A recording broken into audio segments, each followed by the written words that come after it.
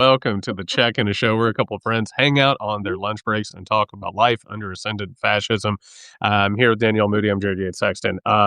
Danielle, let's just jump right into it. The winners, the losers from last night's State of the Union. Your 5 takeaways. Let's go.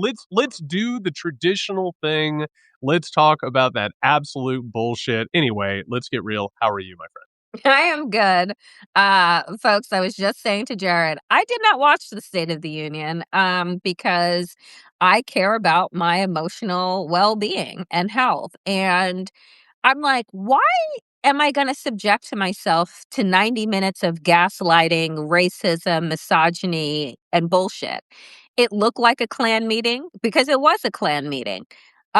What I will say is shout out once again to Representative Al Green, who continues in his 70s to show us what activism and embodied activism actually looks like. This man has been doing this with 10 toes down for, decades upon decades, and to hold up that sign and then to have your white colleagues from across the aisle come over and rip that sign up as if to say, no, you are an ape. I don't think that it doesn't even matter what they understand now because I actually don't give a fuck. But the picture, I posted it. It's been, it was brilliant, and I appreciate him so very much. And yeah, for those that chose to suffer through, you know, yeah, God bless you, because I refuse to do it. And I mean that's what we call in the business self-care. You Yeah, know, I yeah, I think so. I I I'll go ahead and I'll give a little bit because I did watch it. And I watched it because first of all, I like I I don't like I watch these things to gather signals, of where things are going and how narratives are going to be created. That's like part of my analysis. But it was also like, I do the Muck podcast and we'll do a live thing afterwards. The tagline we always do is we watched it so you didn't have to. But something that I noticed last night, Danielle, it's Mm. weird because I feel like I'm somewhere on my road of recovery and healing that something happened with me last night. Knowing I had to do this put me in such a bad fucking mood. Like Mm. I was in such a terrible mood, like later into the afternoon. Like I had a pretty good day, and then later into the afternoon is like I started to realize I was coming up. I was getting in a bad mood. Then I was like working out to get some of it out, and then my fucking elliptical broke. Like it just Because that's broke. how angry you were going I on I the I don't have a elliptical. clue, but for anyone who's ever done something like this, now I just have like this expensive dumb shit thing that will never get fixed. Like that's the world we live in. Then I got cleaned up, and then like I sat down on the couch to get ready to like watch this abomination, and then the batteries in my remote control were dead, Oh, and the I didn't have universe it. was trying to tell you something, Jared. And I was like, Okay, let me check for my batteries." I didn't have a battery in the house to put in there. So I had to go out and get batteries to then sit down. And I had a moment, Danielle, where I was in when you're in such a bad mood that you're talking to yourself? You know what Mhm. I'm talking about? Like you're just cursing. Like you look like a crazy person. I go in and I get these batteries and I come out in the car and I have one of those moments. It's a movie moment. I've got my hands on the wheel and I screamed as loud as I could. Like I Mhm. just and by the way, for people who don't know this, there's a reason we do it. It helps. It Yes. actually helps to Yeah. get this thing out. So I watched this thing and you know what it felt like, Danielle? It Yeah. felt like back in the day when I would have to go be around some family member who's dysfunctional or abusive or some sort of like, whether it was in academia or social circles or whatever it is, you have to go sit somewhere where you don't want to be around somebody and it makes you feel terrible, you know? Mhm. And that Yep. feeling that I had was the exact same as that, which is I watched this racist, Mhm. sexist, narcissistic, abusive piece of shit Yep. who and by the way, is the longest State of the Union of all time. Why? Because this is all that man has. It's Yeah, because all he that he he wanted has. to beat Clinton's record. Like this is yes, it's all he had, and he wanted to beat Clinton's record, and he wanted people to begin every sentence by saying, It was historic because it was the longest, not because it was filled with any substance or riveting or No. like life changing. Yeah. And what was it? And everybody knew what it was going to be, and somehow or another it still manages to shock you. He was going to lie as he bragged about himself, gaslight everybody about what's going on in the country. And Danielle, what is the one thing that this man enjoys? It's not adoration because he hates himself. Anybody who loves him, he hates him. And by the way, he humiliated JD Vance, like, and the State of the Union. He does this to everybody. The only thing that he enjoys, Danielle, is putting people down and humiliating them. So what happened? The Democratic Party was consistently sitting there, like looking upset about it, but sitting there, fucking sitting there, while this fascist pedophile asshole, like, just loved putting their face in the dirt. And that, to me, what you're talking about, like that feeling I had even watching the damn thing, it's the larger issue here, which is you can't fucking live in this. Right. There's a certain point where you have to say, "No, enough is enough. I cannot exist in this type of paradigm. It's bad for me." Yeah, I think that what I have come to understand, and maybe this is, again, the beauty of aging, right?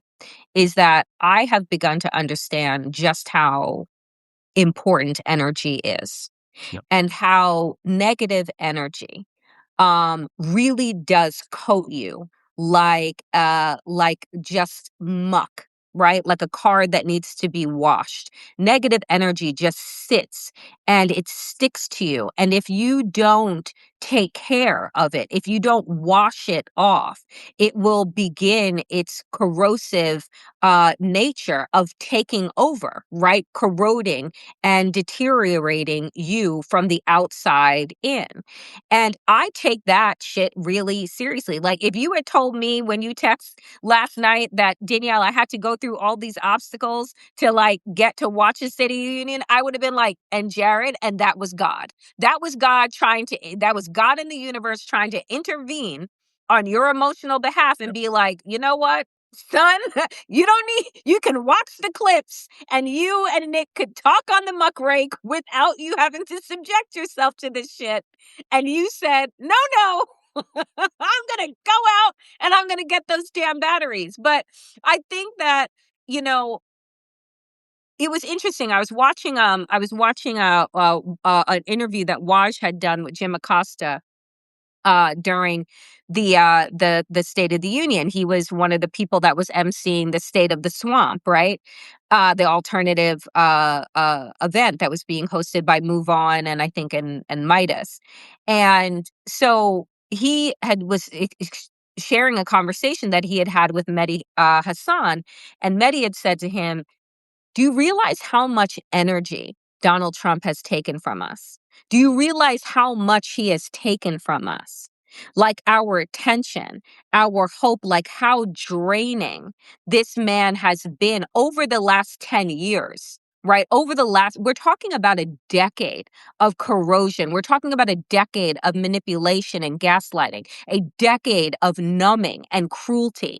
Like, I don't think, like, at some point in time, maybe 30, 40, 50, 60 years from now, there'll be groups of psychologists and psychiatrists and energy workers and spiritual healers and what have you that will really unpack the magnitude of the emotional and energetic terrorism that we have been exposed to over the last decade.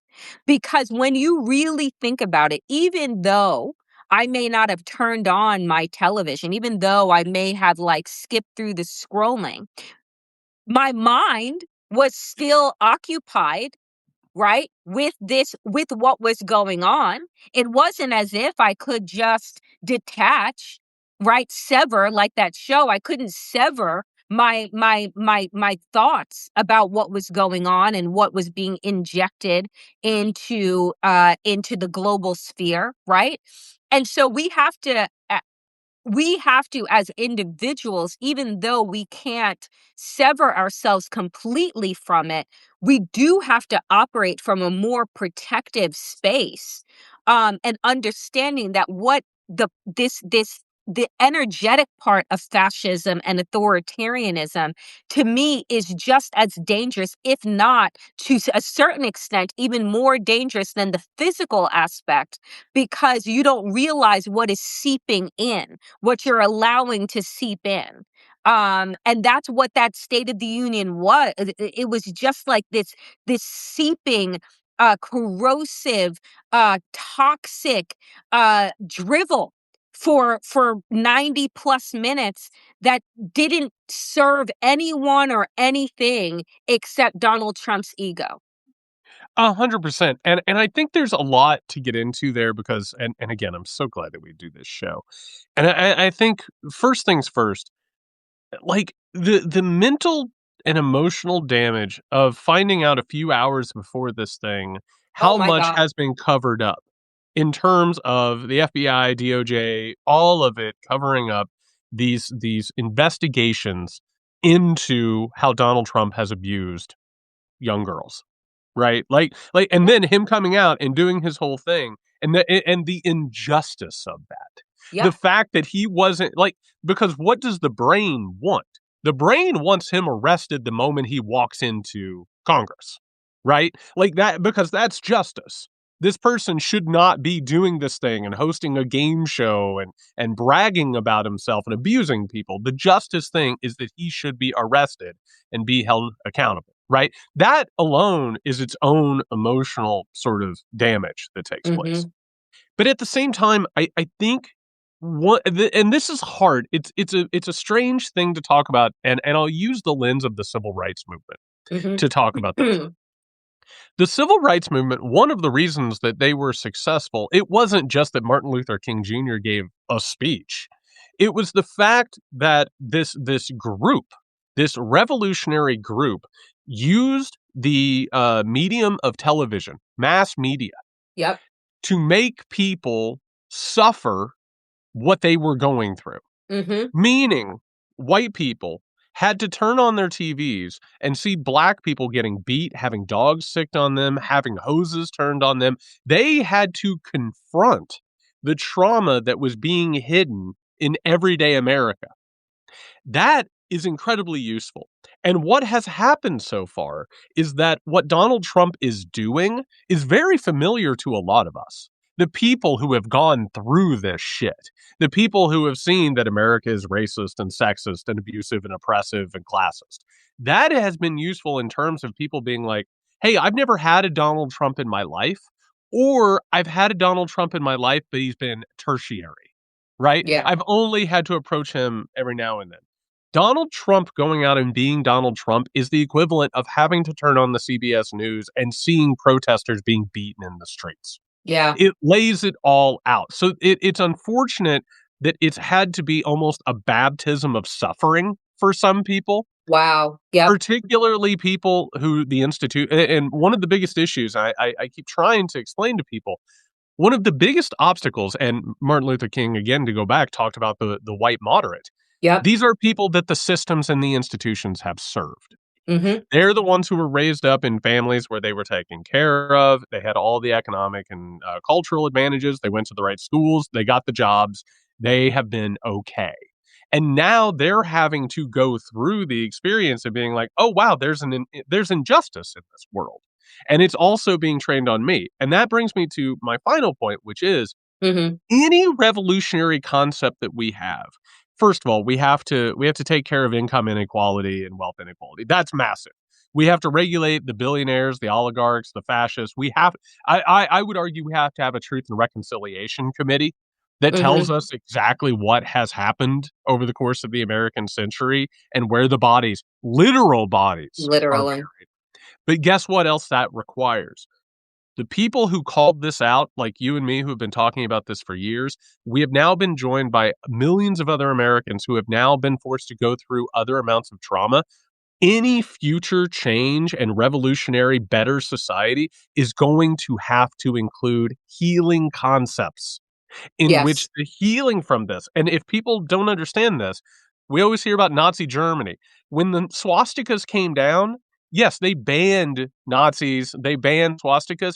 They didn't deal with their trauma, Danielle. They didn't Yeah. actually go through what happened. And what happened? it perpetuated the trauma forward. So we're going to have to take all of this and make it part of our platform and make it part of our agenda to help to mitigate the suffering that we've been going through and we've been going through our entire lives. My fear, though, Jared, because I think that you are absolutely 1,000% right. And this comes from a space of education, right? But also, like you say, of healing, right? The education of understanding academically, psychologically how we got to this place. But then once that wound has been excavated, once we are have it's opened and we're trying to clean it out, like then what then do we fill it with? What then allows us to heal? And my fear is that America is going to do what America always does. It's what we did during COVID. Yep. We just pretend that it didn't happen. We move on, and it is going to be this race to normalcy, right? Not understanding and recognizing, like we're saying, this has been a decade. By the time that this is all said and done, it will be well over a decade, if not more. And we can't just rush to this idea of comfort and normalcy without actually moving through the pain of excavation of what happened, right? It isn't just about pointing of the fingers, because like I continue to say, we all played a part Yep. in allowing this to get to the place that it was. I can remember the times of going into the Obama White House that I was fortunate enough to attend different events and feeling like I was on the top of the mountain. I had arrived, Jared, beyond the summit. I was at the top of Everest. Yep. And how fucking like just oblivious to the backslide that was about to happen, because we had all of us that were there felt like we had arrived. Right? We had bent the arc. We were now it was now a slide. It was a slide into progress from there. The uphill battle was done. And so I fear that if we don't do the emotional work that you're talking about, if there aren't committees upon committees that bring in all different industries and types of people that work on systems rebuild and rebooting, from emotional to technological to spiritual, etc., then we're just going to continue to regurgitate these cycles and repeat them over and over again, because we're living in the midst of a repeat.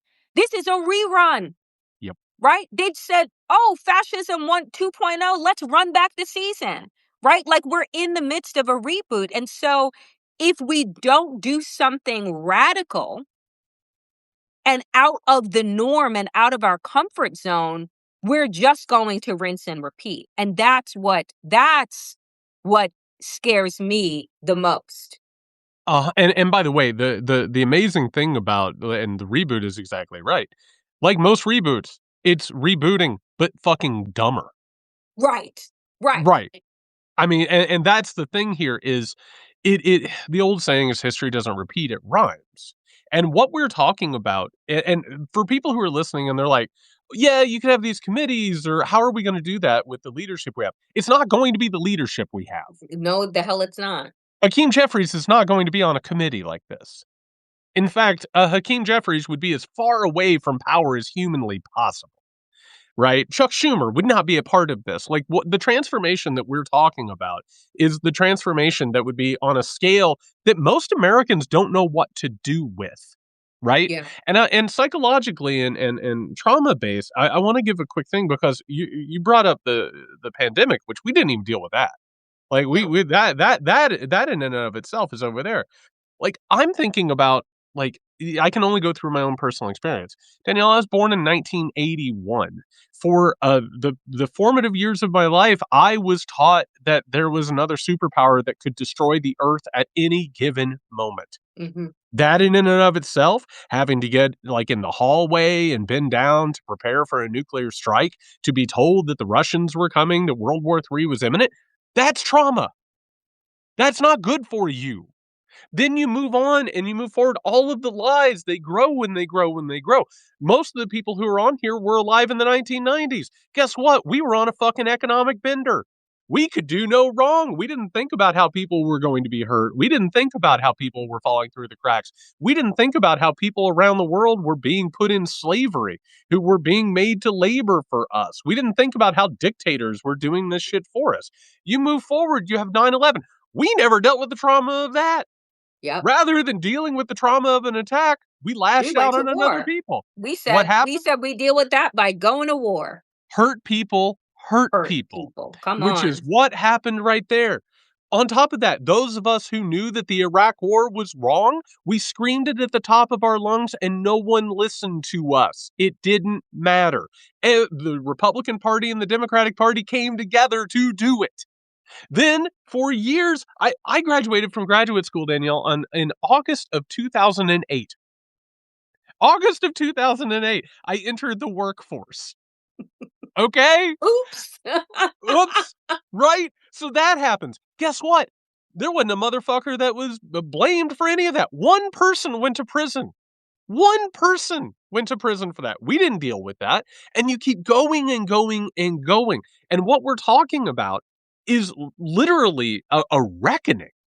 Yes. Because if you don't, like, I keep trying to tell people this, if we don't reckon with what has happened, we'll look back at Donald Trump and we'll be like, wow, we had it pretty good in that time period. Yep. Because what is over the horizon? If we don't take care of this, and by the way, fascism, Nazism, all of it, which is what's happening right now, it is a mass breakdown because trauma isn't dealt with and people become, again, hurt people who hurt people. If we don't deal with this, and and by the way, what does capitalism tell us? You don't have time to deal with it. You got to move on Yeah, you because gotta you got move a problem. on. You Yeah, you gotta got to you move gotta on. make stuff. You You gotta gotta move on. produce. Go, go, go, go. And if we don't deal with it, things are going to be so much worse. And So much worse. and it's like, on one hand, I don't want to use fear, right, as a way to get people to reconcile with the emotions of this moment and what is coming up.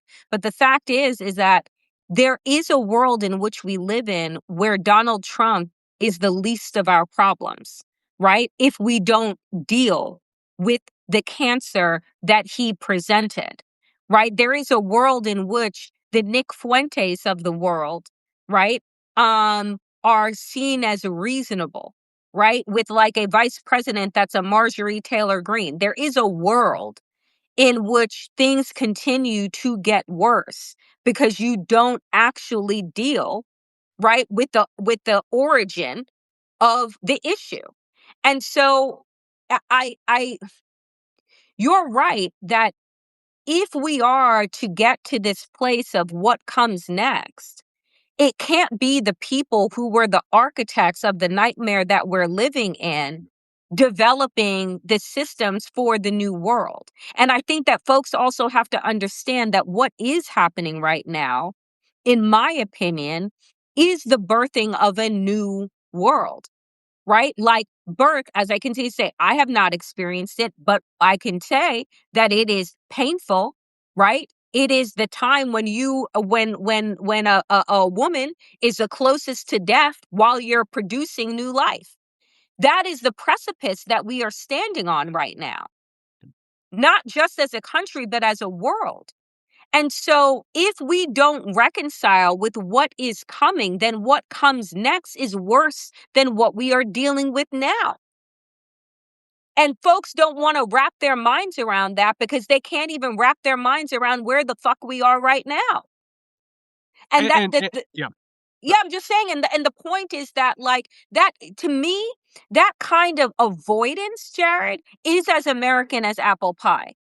That desire to avoid and to numb is like at the foundation of what it means to be an American.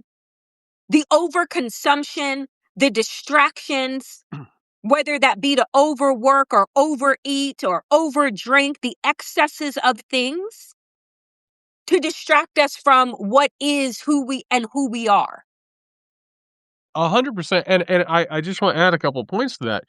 You brought up Nick Fuentes. So again, one of my things for my analysis, I go to the dark places and I see what's cooking, right? Like, I was following QAnon shit in like 2018, right? Mm, And then what happened? It became mainstreamed. mhm. Like it wasn't like it eventually merged with the Republican Party. I got bad news for people. Nick Fuentes is now a moderate of the right. People like he's basically just become one of the standard characters. And guess what happens when you normalize that? People go further right. And Yep. they look for things that are further right. The Groypers and neo-Nazis at this point, they are standard issue Republicans. If you want to know where this thing is going, that's where this thing is going. Where are people going? They're going towards eugenics. They're going toward planned industrial tech assisted genocide. All right? So that's what we're actually talking about.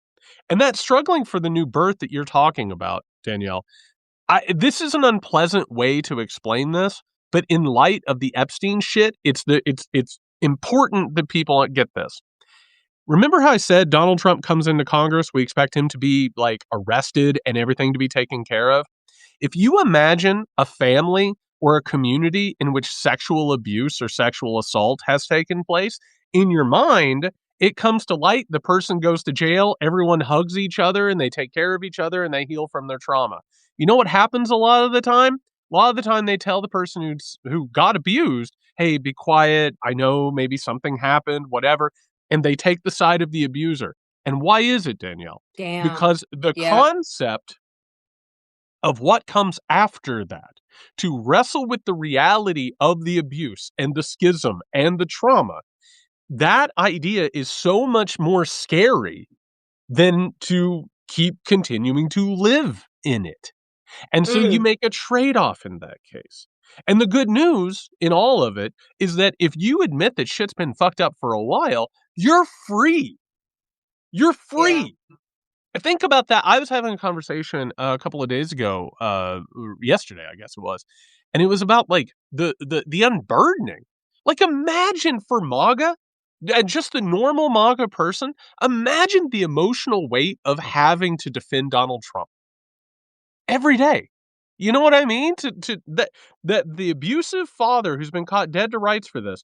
Imagine that it's on you as an individual to be like, I'm sure it's all made up. I'm sure that's fake news.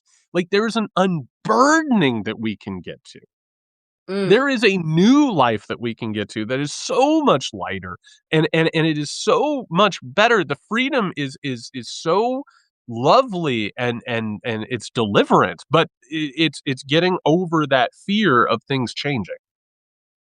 I mean, that was so exquisite, Jared, because I know that we talk about and have talked about Donald Trump and MAGA as an abusive parent, as an abusive but when you really think about sexual abuse and trauma that happens inside of families, and why the victims of that don't normally speak out. And then when they do, they're the ones that are cast out. And then there is this protectivism that comes because if we are to right this very horrible wrong, then we must all take responsibility for how something like this happened in our own home. What didn't I see? Who did I allow in? How could this have gone on for so long? Then I have to take responsibility. But if I pretend that this didn't happen, if I ignore the sirens that are going off, then I get to live in this protective bubble and never have to confront how my part in the production of this trauma. And that, I mean, that, oh my God, that is just like mind blowing. It's a It's lot. mind blowing to even to experience it on the micro level inside of a nuclear family or an extended family. But now to see it on a national level, the normalization that is being done around the rape of children, this barely legal language that is floating around now in MAGA, that like, oh, well, What's wrong with looking at 12-year-olds and 9-year-olds as like as women and not as children? What's wrong with looking at girls as property to be discarded, used and abused in any way that we want, right? Groomed and then broken apart. It and watching the protectivism that is coming from MAGA, but also mainstream media Yeah. that I mean, this is one of the if I'm gonna be 100 about it, the reason I couldn't watch last night is also because I was so appalled at the fact that this fucking pedophile is addressing the nation, and we know that the man is a fucking pedophile. And we're just all gonna go about life on a Tuesday as if this shit is just like normal. Like I woke up, I brushed my teeth, I found out the president is a pedophile and a sexual and a physical abuser, and then I got went to lunch, and it's just become a part of the fabric of how we're operating. Yep. And I couldn't participate in the normalization of the barbarism that this regime presents. I really couldn't. It's literally like being in a family where you exist for a long time and you realize you need to go no contact. Is what it is, you know? And if you are interested in any of this, go online and go find, like, the videos and articles by parents and family members who are complaining about their children going no contact, right? Like, it's just like, Mm. "Oh, where did this come from?" or whatever. If you scale it up from the personal up to the cultural, Danielle, I used to teach students when I was teaching writing, the definition of horror is not being safe when you thought you were safe. You're sitting on the couch watching television in the dark, and the killer is sneaking up behind you, right? But you're comfortable and you're cozy. I brought up the 1990s. Let's think about the 1990s as a bender. Danielle, you go back, you listen to like Britney Spears, a teenager who was turned into a cultural commodity, a giant, Uh, giant star to be a Lolita type, teenage sex pot, a I'm a bunch of slave for you. old Yeah. men writing lyrics for her that are about how she and by the way, like, to go ahead and bring this around for people who don't Damn. know, Olivia Nuzzi tried to be a Britney Spears with songs like Jailbait. You take Christina Aguilera, all these people and by the way, we don't have the context. Why did Britney Spears fall apart in her later life? Yeah. Why do these kid stars fall apart? Let's go ahead and bring in some other things. You can't have a society where all this shit's going on and not look at something like the John Benet Ramsey thing. Like, Yep. how many elements and if you talk to almost any woman in the United States of America, almost every single one of them, if not every one of them, has a memory of being like 8 or 9 or 10 or 12 and some man doing something completely inappropriate and sleazy and gross. And if you talk to almost any man and like you load them up with sodium penthol and they're not going to lie to you, the amount of times that they've heard some dude say something completely inappropriate about a young girl, it's off the charts. The whole point is that what is breaking loose right now has been festering. And I used to when I taught first year writing, we used to watch old ads, Danielle, and I'm sure you've probably seen them. They're, like, overtly racist, they have, like, blackface in them, or, like, a woman is being, like, totally objectified, they're sexist, wink, wink, nudge, nudge. You watch all these old things, and we look back on them and we're like, "Oh my god, what a different time."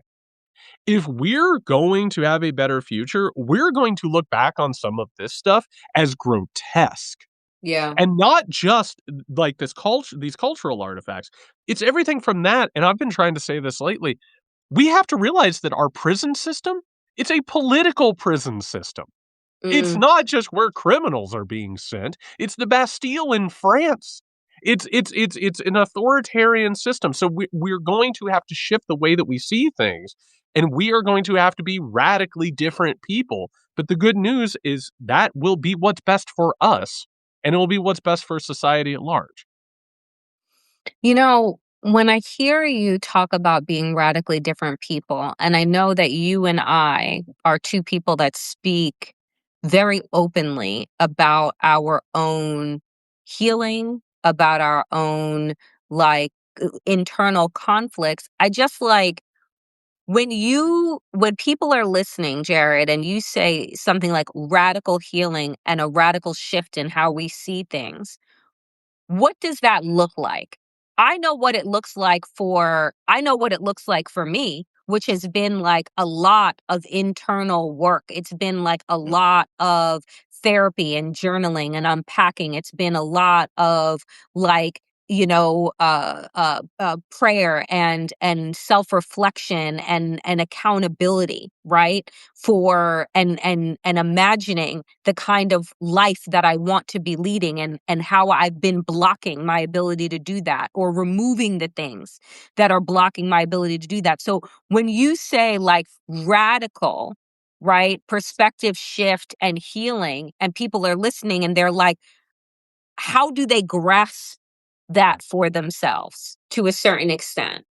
I think it starts really small. What comes to my mind, do you ever read articles, that are about, like, why marriages fall apart or why Yes, more I'm a women. divorcee. I'm a divorcee. Right, okay. And you know what's interesting about it, Danielle, is that, like, at the heart of so many of them, it's like it would be like, they would just, like, leave a mess somewhere, right? Like, Right, yeah, and yeah. you would have to they would leave a mess, and you would have to pick it up. Like, Yeah, there's, like, yeah. an inherent labor of it. And really, I think the essence of healing is not, like, we can talk about, like, what healing your own trauma looks like, but it's like walking down the street and seeing trash and not leaving it for someone else. Do you know Mm, what I mean? Like, one of the things that pisses me off the most, I'm a runner. I go running and I see where people have taken, like, a dog shit bag and they've just left it. Like, they picked it up, but they left it, you know? And then I think about, like, people who leave grocery carts and places like that. And I'm using these very pedestrian examples for a reason. And if you scale it up larger, like, it's looking at policy and not being like, "I'm fine with other people hurting as long as I don't have to experience it." yeah. There's a cultural narcissism in the United States of America that is so large and unwieldy, and I think it's getting past that, and once you get past that, you can start to, like, have community again, and I think that's the secret. Yeah. Yeah, I'm gonna go back to, like, the divorce piece for a second because more than 50% of people have been divorced and experienced divorce or the breaking up of a relationship, and I think that it's, like, an important example, which is for me, right? I'm now 6 years into being divorced, and initially, you look at, well, this other person just ruined everything. If they just weren't like XYZ, ba ba ba ba ba, then like everything would have been fine. But if you are really committed to understanding what broke down, it isn't like you will find that it isn't just about what the other person did. Yeah, It's about what you did as well, right? It's about how you participated in the breaking down of this relationship dynamic. And you have to move outside of the blame, right? And the pointing. And you got to sit with the mess of what is. And if you really want to have another relationship, then you got to figure out how you showed up in this shit as well. and by the way, you nailed it, and I wanna take this to the geopolitical. I'm gonna give 2 quick examples of how that hasn't worked, and why the United States, by the way, is the equivalent of a partner that goes through one relationship I after swear to another. God. And yeah, and Everybody it else doesn't is heal shit. It's a nation of red flags. yeah. It's a nation of red fucking That's flags. 100% right. No, you talk to them and they're like, "Oh, that person's crazy. That person's crazy. It's like, I don't know. So give 2 examples. You take 9/11, which I brought up earlier. Like, what was the reason that we were given? They hate our freedom. Bullshit. No, they Yep. hated that the United States meddled in Middle Eastern affairs. Also, by the way, the story that barely got told and hardly anybody knows is that Al Qaeda wasn't real, really, but the people who were behind Al Qaeda, they were trained and given weapons by the United States of America because the United Yep. States of America was trying to hurt the Soviet Union. It was blowback. That's why what happened happened. Now you move forward. Everybody, and by the way, every never Trump conservative is just so horny for war with Iran right now, right? They're never Trumpers except for when the military might get involved, and then man, they're really excited, right? David Frum cannot be reached for comment. But why is Iran not working with us, Danielle? Why is Iran like why are they out there hating us? Well, guess what? They had to have a revolution to overthrow the dictator that we put in place, who murdered them and abused them. Yep. There's a reason why they don't like America, but we don't talk about any of that. And meanwhile, the main issue, one last point on this. The main issue is illegal immigration in this country. You know what no one ever fucking talks about? Why did all these people come to America? Oh, probably because we've economically destabilized their own countries. And let me bring it around to the main point and the main problem of the American century from the very moment that we became the dominant superpower in the world. The United States of America, its main problem, it's not just delusion, it's not just racism, it's not just sexism. It is a need for control. Mm. It is the idea that we have to control what everybody is going to do. And by the way, part of the American trauma is that America started it started with a group of people who were religiously persecuted, who came to a new place where they didn't know how to survive that was already populated. There's a reason why you go back and read this old literature and they're thinking about there's a Satan in the woods. It's being afraid of the dark. And guess what? This insecure country, it took its insecurity and hurt people, hurt people. And now you come forward, and guess what? We cocked it up. We cocked it all up. The American century was a failure. And now it's an opportunity. And the opportunity is guess what? A relationship just ended.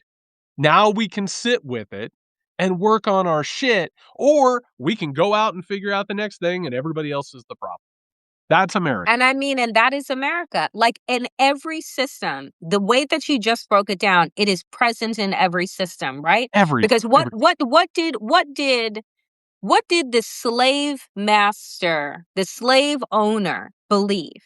That black people, right? The enslaved black people, that if you were to give them freedom, if you were to give up the control, then what would happen to the Die. slaveholder, right? What Die. would happen to the nation? So if I don't keep my boot on your neck, and if I don't control every aspect of your identity, person, body, etc., then what could happen? Because less control means less power, and less power means less extraction, and less extraction means less what? Money. Yep. And the moment that these things start coming up, by the way, in terms of the slaveholder, it was incredible when I was doing research on this. Do you know what the worst thing in the life of a slaveholder was? The Haitian Revolution. Hmm. And immediately after Haiti, and by the way, Haiti beat every superpower in the world. One of the most amazing accomplishments that never gets talked about, right? Because it's a shithole country, right? And oh, there's a problem with them. Immediately, America was just like, oh my god, like we could be killed at any given moment. There could be a Yep. revolution, which led to a more violent reaction. What just happened a few years ago? You know why so much of the fascism is occurring right now? Because Me Too happened. Because people started Yep. talking about the experience of things. And that for them, it's the equivalent of going back to like the abuser mentality. If a person has been abusing like their child and their child starts talking about what's going on, you can damn well believe they're going to try and intimidate or hurt Yep. them. Yep. What we're dealing with right now, in essence, if this helps anyway, in any way, this is a death rattle. This is the last sort of thing. And I don't know if you can relate to this. Danielle, was there ever a time when you were a kid and you were playing with other kids and maybe you did something like you accidentally like hurt someone or something and they said, "Oh, I'm gonna tell," Mhm. and you had a moment where like in your little kid body you wanted to grab that person to keep them from like there was no plan, right? Right. Because it wasn't Yeah. like you could hold them hostage forever, but like you had that intense fear and you wanted to grab them to keep them from telling. That's what this is. Mm. This is the moment of reckoning, and everybody knows it. Everybody understands that the fucking gig is up, and the only thing they can do is do that gripping and that anger. They don't the people that we're talking about, they don't have a plan. The people with the money, the institutes, the think tanks, they have plans. The motherfuckers that we're talking about are acting instinctually, and all they know is that if someone is going to talk, you attack them, and by the way, we don't know where the bodies are buried, but we're pretty sure there are bodies buried. So if they're going to talk, you either attack them, you discredit them, or in some cases you kill them. I mean, let's now fast forward into what happened yesterday, and I'm not talking about the State of the Union. I'm talking about what Pete Hegseth's uh, Department of Defense did yesterday, which is threaten Anthropic and say that if you do not allow us to use your software to massively surveil citizens of this country and use your software to create the weapons of war that we need, then you now become the enemy of the state. So you have until Friday of this week to decide if you're going to go along for the get along or if you are not, right? Because the might equals fright. Exactly. If they don't have the ability to utilize AI, which is why they're pouring the money into it that they are. On one hand, it is a grift for the individual, but it is an oppression tool, a technological oppressive tool for the masses. And if they don't have that, right, then everything comes undone. 100%. And you know what it reminds me of culturally, Danielle? It reminds me of the color purple, in which the husband intercepts all of the letters in Yep. order to hold his wife hostage. That's what it is. Like, if you actually scale it up, mass surveillance is about that need for control. It used to be we're going to surveil everyone around the world, right? Oh, this person. But that paranoia is bred from insecurity. This is why, as this was happening, all of us were screaming, do you think that they're not going to use mass surveillance against you? And people are like, I've got nothing to hide. And what happened? They sleptwalked into this situation. And now, as things are getting, and by the way, everyone says, well, they're historically unpopular. That makes them more desperate. Right. That's And what that's happens why. when an abuser becomes more desperate? Exactly. What They become more happens violent. when an abuser becomes more desperate? They become more violent. It's 100% what is occurring. 100%. What did they say, Jared? The most dangerous time in Yep. an abusive relationship is when the victim of that abuse readies themselves to To leave. leave. Yep. That is the most dangerous moment. That is the moment that America is in right now, right? Many are looking at these upcoming midterms as the I'm leaving you moment. And what do you and I and so many others keep saying? That shit is months and months away. If you think that the abuser, the husband that's standing at the door with the fucking shotgun and saying to you, if you walk out this door, I'm going to kill you. If you think that they are just going to readily move out of the doorway and give up control and know that that's coming months in advance and they're not going to take severe fucking action to put you back in your place, even if they have to break you in order for you to stay in that fucking place. Like, this is the shit that I want people to wake up to and to understand that you cannot wrap every bit of your hopes and your dreams in something that is months away from happening in the reality inside of this abusive environment that we are in and think that that is what is going to be your saving grace. It is No, not. It's not, and the way that things are set up right now, to continue this analogy, like these midterms, it's turning away from the abuser to the enabler of the abuser. Come on. Because what is the and by the way, Hakeem Jeffries and all of the shit thrown his way, Donald Trump, NPR, and we're not talking about some like independent journalist. NPR said that there was an investigation that was covered up into Donald Trump being a pedophile. Hakeem Jeffries, before the State of the Union, is like, the president's on his way to Congress. I hope he brought his economic numbers. What are you talking about? Like, and by the way, like, the people in that chamber, their constituents have been murdered. Their constituents have been disappeared. And Yeah. it's the equivalent of being in a household where the abuser has been abusing people, has been a holy terror, and the other partner is like, hey, we really need to take a look at these bills.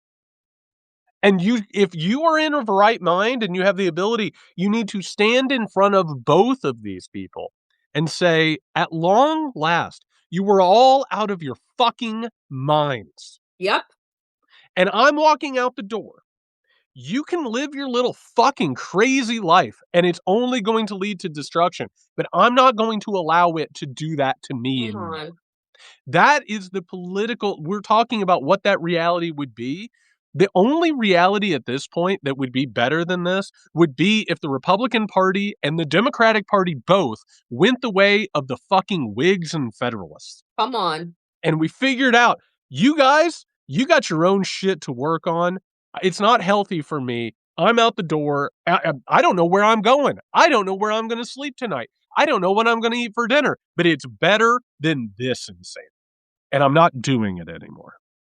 And that's the place that Americans need to get to 100%. 100% because, like, yeah, moving from the arms of the abuser into the arms of the enabler. And this is what I'm talking about with regard to relationships. You cannot get to this moment that we are in without the enabling of the Democratic establishment. You do not get here with just Republicans alone. And so, if we are going to believe that this party that enabled this man to get to this place is now all of a sudden going to be our savior, or if we have set ourselves up to believe that it is a zero-sum game, that if either I go into the arms of the abuser or I go into the arms of the enabler, that is a false fucking choice. Yep. Right? Our real choice is to walk the fuck away.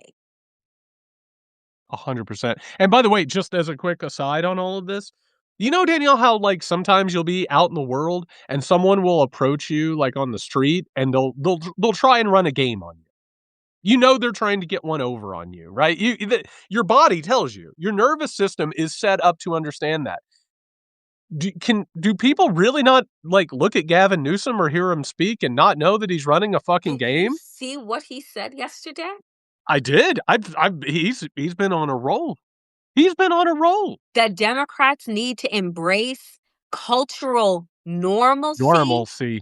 if they want to win. I And I know. keep telling folks that man is a false prophet. Do not think that you are going to ride that white rich horse into some type of stability because he will throw you under the bus as you've watched him throw trans people under the bus. Now Yeah. he's once again throwing the LGBTQ community under the bus. We need to what the fuck does cultural normalcy look like, Gavin? What does that look like? Does it look like lunch at French Laundry? What does that look like to you, Gavin? Does it look like embracing Steve Bannon and Charlie Kirk before he died? That I, looks I'm like cultural normalcy? I'm just saying everybody is already trying to talk themselves into it. And a lot of people need to work on that shit because you are being latently sexist and racist. And also, there are a lot of people with a lot of flags and a lot of slogans and a lot of memes that they're sharing who do not understand. They don't actually believe what it is they think they believe. And in all of it, the point is you can walk out of that house. You're a fucking adult. Yep. You make that choice. And for the record, in all of this, I saw this thing. I don't know if you saw it. It hasn't even been reported in the mainstream news because they don't want to talk about Epstein. They have no desire to talk about any of None. this shit. Bill Gates, all of the innuendo has been like, oh, he's in the Epstein files and it's talking about this. Bill Gates told the people at his foundation that it was true. Do you know Yeah, that? and he apologized. He apologized. Yep. And I'll tell you something about it. Bill Gates, one of the richest men in the world, right? Bill Gates, he's like, well, I was hanging out with Jeffrey Epstein, and yeah, I did have these relationships with these Russian women. By the way, probably fucking spies. Probably Uh-huh. fucking spies. So he says all this. I did all of this. He didn't mention that he probably drugged his wife or anything. But guess what, Danielle? Let's take this down to the personal level. Sometimes interacting with somebody and talking to them, having lunch with them, having a drink with them, you just have to go, hey, this is pretty messy. Yeah, and it's I don't want any part of it. Take care. I wish the best for you. Mhm. And that's where this is. We have to tell these people, your shit's a mess. And I'm not going to allow your shit to get on me anymore. I'm done with it. And that's what has to happen politically and culturally. I mean, there was another there I saw right before we came on another man, Nobel laureate, for smells or whatever, is now leaving Harvard as a professor because Yep. of his links to the Epstein files. He's like, "Oh, I'm so sorry that I did this. It was a lapse in judgment." Over 900 emails exchanged post 2008 when the man was convicted of sex trafficking and pedophilia. Have you ever Over sent anyone 900 900 emails. emails? Have you ever sent anybody 900 emails? No, no. Real fast before we finish this, these motherfuckers love taking pictures and writing emails, didn't they? It's almost like they weren't actually doing work, and it is what it is. All right, Danielle, I could scream about this shit all day. I'm so glad that we did this. Thank you everybody for tuning in, the support, all of that. You're just wonderful. I'm glad we're doing this project. Every week, it I feel better when we get off, when we finish, and it's just like it's important. It's important to air these conversations out. It's important to air out our feelings and our emotions and not just the headlines. It's important to really understand the part that we're all playing in this, right? And the power that we still have. And so to make decisions about the kind of world, the kind of relationship we want to be in with the country that we live in. So Absolutely. I appreciate you, my friend. I appreciate you. All right. You have a good week. Everybody have a good week. See you next one. See you in the next one. Here. Do it. Okay.